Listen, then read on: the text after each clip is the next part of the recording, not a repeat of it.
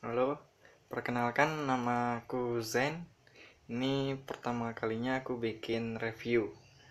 Ya, ini review tentang Bluetooth smartphone selfie stick Locust series. Kalian bisa mendapatkannya ini di Lazada.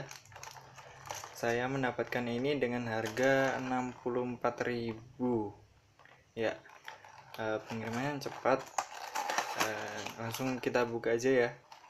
Ini unboxing.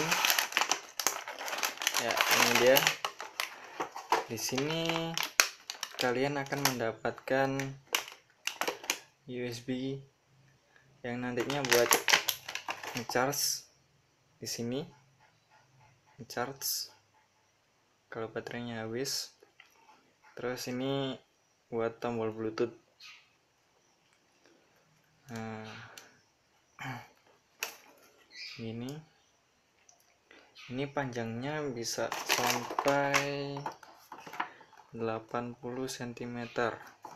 Jadi buat penggemar selfie bisa menggunakan ini, recommended banget. Kalau ingin menyalakan bluetoothnya tinggal tekan tombol biru ini, tahan sampai ada nyalanya. Nah, ini udah nyala, tinggal di pairing ke smartphone kalian.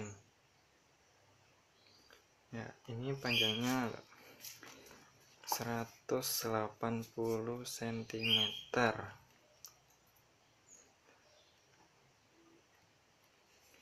Ini banyak karet, enak.